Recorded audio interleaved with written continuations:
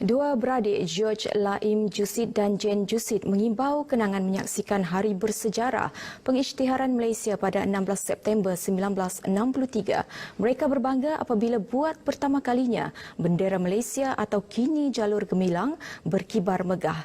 Lebih membanggakan, individu yang menaikkan bendera keramat berkenaan disaksikan pembesar negara dan negeri serta ribuan rakyat di Padang Merdeka ketika itu adalah bapa mereka, Mendiang Sarjan Jusid Rantai. Ikuti kisah Mendiang Sarjan Jusid Rantai bersama wartawan Dulis Simon. Hari ini kru RTM amat bertuah kerana akan membawakan anda cerita seorang tokoh negara yang pertama menaikkan bendera Malaysia di Sabah pada 16 September 1963, iaitu Mendiang Sarjan Jusid Rantai. Dilahirkan pada 3 Februari 1930 di Kampung Pamuntarian, Nabawan. Penglibatan anak watan ini dalam sejarah penubuhan Malaysia 16 September 1963 tetap segar dalam ingatan 15 anak mendiang. Malah kebanggaan itu turut dirasai lebih 80 cucu dan 10 cicit. Saya menemui dua anak mendiang, George Laim Jusid dan Jane Rimimi Jusid.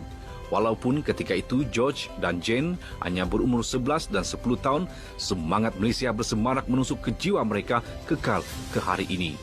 Ketika itu mereka menyertai kumpulan sekolah rendah Stella Maris datang berbaris bagi memeriahkan upacara pengisytiharan Malaysia.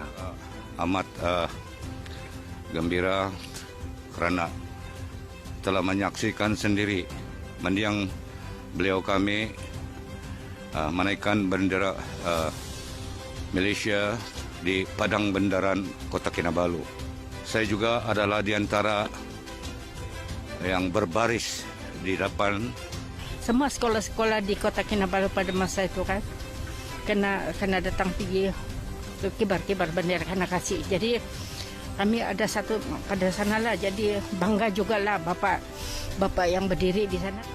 Mendiang Jusid berumur 33 tahun ketika terpilih menaikkan bendera pada pagi 16 September 1963. Beliau adalah antara 100 anggota polis di Senarai Pendek untuk melakukan tugasan tersebut. Walaupun teruja melihat mendiang bapa mereka menaikkan bendera dengan disaksikan ribuan orang di Padang Merdeka, mereka tetap bimbang berikutan kabar angin berlaku kekacauan sempena Majlis Pengisytiharan Malaysia. Kerana ada ura-ura daripada pihak risikan polis bahawa ancaman pertama mereka adalah yang menaikkan bendera, iaitu beliau kami. Jadi keselamatan kami juga sangat-sangat takut. Tapi mama saya bilang, jangan kamu terlampau senang hati. Pasal yang ini bukan tahu apa-apa. Dia bilang pasal musim konfrontasi Indonesia itu pada masa itu kan. Jadi dia bilang, bapak kau pada masa nanti dia akan kasih naik bendera, kasih turun bendera, boleh kena timbak. Selepas bersara pada tahun 1976, Mendiang Jusid kembali ke kampung halaman di Sub dan membina kehidupan baharu di kampung susulan dan meninggal dunia pada 11 Januari 2010. Kebanggaan anak dan cucu Mendiang Jusid tidak pernah pudar, malah peristiwa itu diingati setiap tahun menerusi upacara menaikkan bendera di kampung susulan. Tradisi itu yang dimulakan sejak tahun 1978 juga adalah acara mereka meluahkan rasa cinta kepada negeri dan negara.